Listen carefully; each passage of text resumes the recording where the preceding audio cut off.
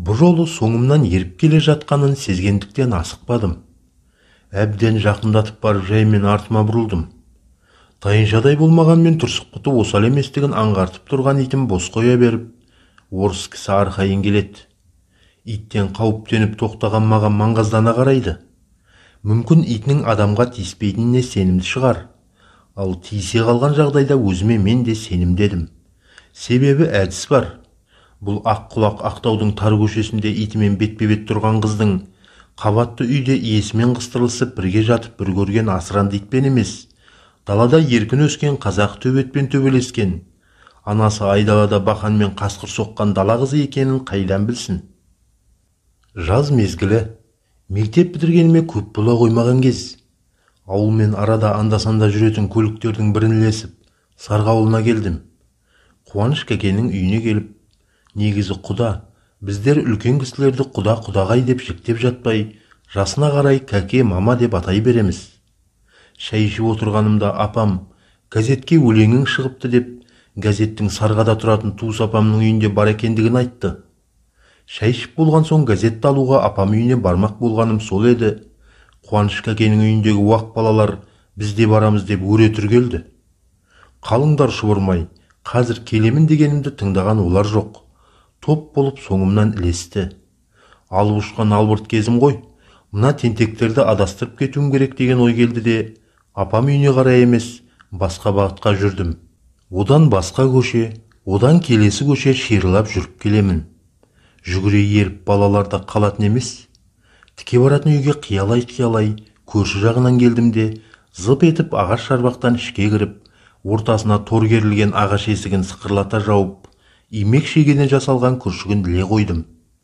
Алашаң етіп қуғыншылар да жетті. Бірақ кілтенген есікке тірелгендіктен торға жабысқан күйде қарап тұрудан басқа амалдар қалмаған еді. Және бұл дұрыс болды. Кеңшардың екі басты үйінің көрші бетінен келгендіктен апам үйіне қарай көрші аумағын кесіп өтуге тура келді.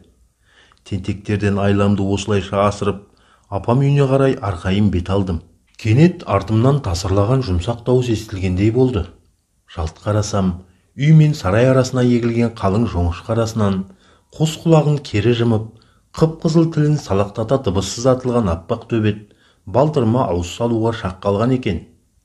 Екі аралыққа төселген тас жолда аяғының дыбысы да естілмейді. Жұмсақ сипай жүгірген сынды. Мен де ойлануға, қашуға уақытта мүмкіндікте жоқ еді. Жандармен екі құлаққа жабыса кеттім. Құлақтарды түбінен уысыма толтыра ұстап, иттің қара құсын қырарқасына тақап, аузын аспанға қаратқан күйі ұстап жүруді ғана ойладым. Солай ұстадым. Шама келгенше аузын тісін өзіме дарытпауым керек қой.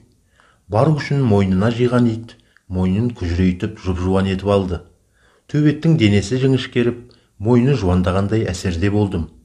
Осылай біршама алысқан соң әбден ызаланған ол жыртқыштық кейіпкенді. Даусы итпен таласқандай ырылдап, арс-арс етеді. Менде үн жоқ, даусымды шығаруға ұяламын. Аспанға қарап аузымен ауа қарманып, біраз бұлқынған ит ақыры мойнын босатып алды. Қара құс қырарқадан айырылды. Ит бойын тіктеп қалпына келді. Бірақ мен құлақтан айырылмадым.